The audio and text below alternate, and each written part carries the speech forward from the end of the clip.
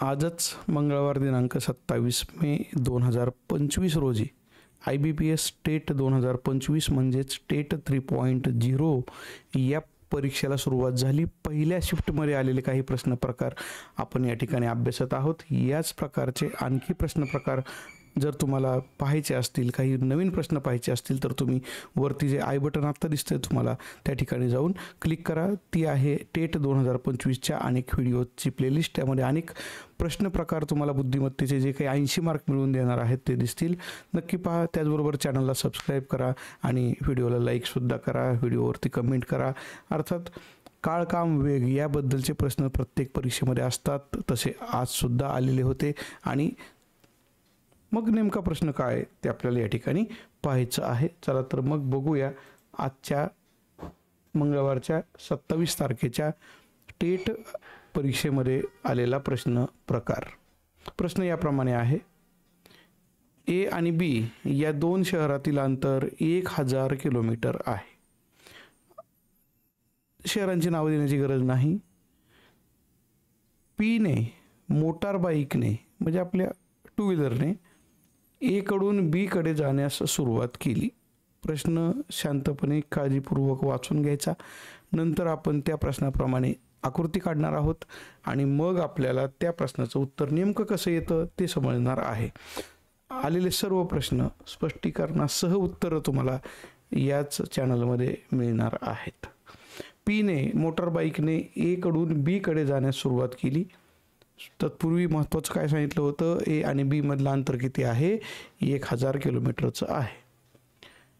P हा 200 kilometre अंतरावर पोहोचला तेव्हा आर ने म्हणजे दुसरा एक त्याचा जोडीदार आहे आर, त्याने मोटारने म्हणजे चार चाकीने ए पासून बी कडे प्रयाण केले, म्हणजे तोही पाठीमागून निघाला आणि दोघं बी या ठिकाणी पोहोचले। पण गडबड काय झाली की जेव्हा बी या ठिकाणी आर पोहोचला तेव्हा पीला अजून 300 किलोमीटर प्रवास करणे शिल्लक होते।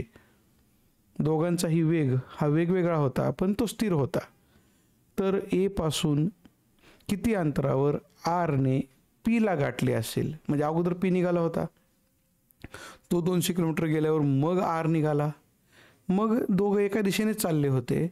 तर ए ठिकाणापासून किती अंतरावर त्या आर ने पीला क्रॉस केला असेल, पुढे गेला असेल? तो लवकर जाऊन पोहोचला बी या ठिकाणी, हे बरोबर आहे। तो जेव्हा पोहोचला तेव्हा पी हा अजून 300 किलोमीटर त्याला प्रवास करायचा बाकी होता, ही सुद्धा माहिती दिलेली आहे। या सगळ्या माहितीमधून आपल्याला उत्तर काढायचं आहे। पर्याय 1 दिलेला आहे 500 किलोमीटर, पर्याय 2 दिलेला आहे 200 किलोमीटर, पर्याय 3 दिलेला आहे 400 किलोमीटर आणि पर्याय 4 दिलेला आहे 600 किलोमीटर। बघूयात मग अशा प्रकारच्या प्रश्नामध्ये अर्धवट माहिती दिली असं आपल्याला वाटू शकतं। तोच प्रश्न सोडवायला जागा पुरेशी लागणार आहे, म्हणून मी तो प्रश्न आता थोडासा लहान फॉन्टमध्ये लिहून घेतलेला आहे आणि आता आपण उत्तराला सुरुवात करणार आहोत। चला तर मग उत्तराला सुरुवात करूयात। त्यासाठी इथं ए ठिकाण आहे, ए या ठिकाणापासून अर्थात मी समजून सांगण्यासाठी या ठिकाणी बी हे ठिकाण घेतलेलं आहे आणि दोघांमधलं अंतर किती आहे? तर ते आहे 1000 किलोमीटर। ए पासून कोण निघाला सुरुवातीला?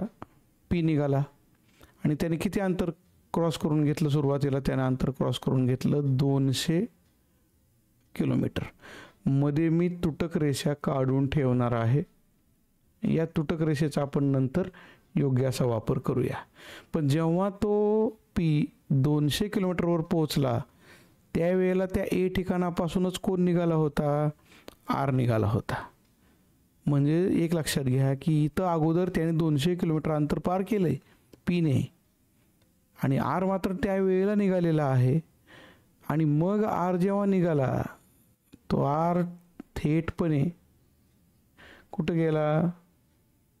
बी या ठिकाणी जाऊन पोहोचला। परंतु जेव्हा आर बी या ठिकाणी पोहोचला होता तेव्हा या पीने इथपर्यंत अंतर कापलं होतं आणि शिल्लक पुढं किती राहिलं होतं? अजून 300 किलोमीटर अंतर शिल्लक राहिलं होतं। इथं मी मध्ये जो असा महिरपी कंस काढलेला आहे तेच या ठिकाणी अतिशय महत्त्वाचं आहे, कारण आपल्याला इथं अंतर दिसतंय ए पासून ते बी पर्यंत 1000 किलोमीटर. मग माझा असा प्रश्न आहे, हे अंतर किती आहे? पहा गंमत. आर हा कुठं जाऊन पोहोचला? बी या ठिकाणी जाऊन पोहोचला. तेव्हा हा पी कुठं जाऊन पोहोचला होता? फक्त या बिंदूजवळ जाऊन पोहोचला. आता प्रश्न असा शिल्लक राहतो. बघा, मी इथं काही गोष्टी आता मुद्दाम लिहिणार आहे.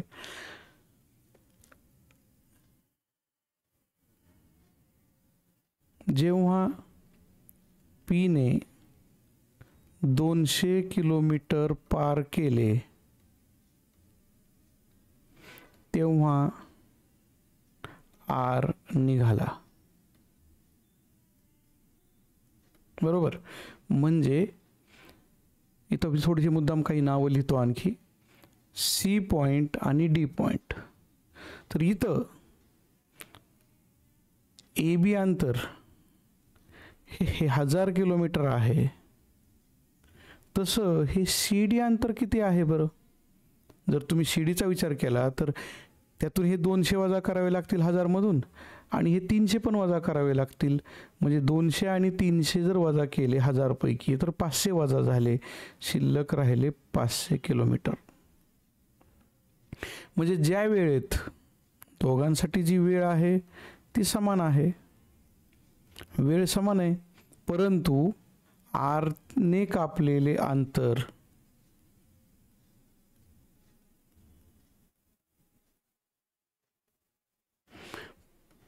पीच्या अंतरापेक्षा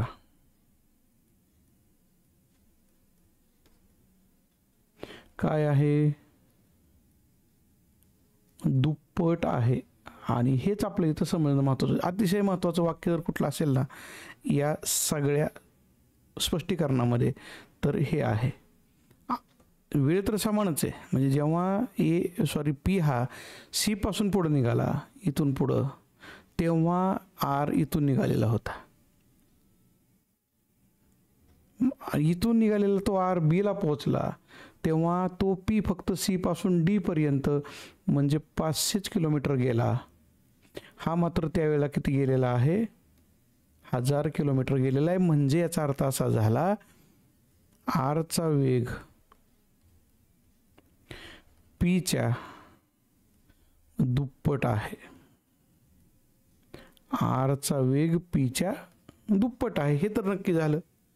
आता मग जर आरचा वेग पीच्या दुप्पट असला, पुन्हा मूळच्या आकृतीमध्ये या, इथून पुढं हा तो पहिला 200 किलोमीटर गेलेलाच होता. तो समजा अजून पुढं 200 किलोमीटर जर गेला असता, इथं मी दुसरी आकृती काढतो.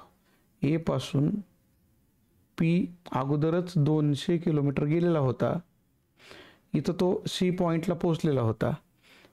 इथं ए पॉइंट पासून आर निघाला या दिशेने, परंतु याचं जे काही स्पीड आहे ते दुप्पट आहे. मग याच्या दुप्पट स्पीडने समजा, आता मला आकडा लिहायचा आहे म्हणून मुद्दाम लगेच मी लिहितो, कलर बदलून लिहितो. समजा आर 400 किलोमीटर गेला असता, समजा म्हणतोय मी, तर आरचा वेग दुप्पट आहे म्हणून तो 400 गेलाय, है की नाही? तेवढ्याच वेळेमध्ये ए हा सी पासून पुढं आणखी 200 किलोमीटर जाऊ शकला असता. असं का? कारण आपल्याला माहित आहे की आरचा वेग हा पीच्या दुप्पट आहे. आणि हेच खरं तर याचं उत्तर आहे की ए पासून 400 किलोमीटर अंतरावर आरने पीला क्रॉस करून पुढे गेला असता. म्हणून या प्रश्नाचं अचूक उत्तर होतं पर्याय क्रमांक 3, 400 किलोमीटर. पुन्हा एकदा पहिल्यापासून हा व्हिडिओ पहा, म्हणजे तुम्हाला हे नेमकं इथं जेव्हा पॉईंट मिळाला आहे, दोघांनी पार केलेलं अंतर ते सापडेल. त्यामध्ये आरने पार केलेलं अंतर पीच्या अंतरापेक्षा दुप्पट आहे. दोघांची ही वेळ समानच होती म्हणून आरचा वेग हा पीच्या दुप्पट आहे. म्हणून ज्या वेळेला पी सी पासून पुढं 200 किलोमीटर जाईल तेवढ्याच वेळेमध्ये आर हा ए पासून 400 किलोमीटर गेलेला असेल. त्यावेळेला दोघं एकाच ठिकाणी असतील, हा याचा अर्थ होता. याच प्रकारचे आणखी प्रश्न पाहण्यासाठी आता तुमच्या समोरच्या बाजूला 2 विंडोजमध्ये एका ठिकाणी सबस्क्राईब करा म्हणून सांगितलेलं आहे आणि एका ठिकाणी प्लेलिस्टला क्लिक करा म्हणून सांगितलंय. प्लेलिस्टला क्लिक करा आणि आणखी प्रश्न याच परीक्षेमध्ये आलेले त्याच प्रकारचे तुम्हाला पाहता येतील. तुम्हाला तुमच्या होणाऱ्या परीक्षेसाठी शुभेच्छा. धन्यवाद.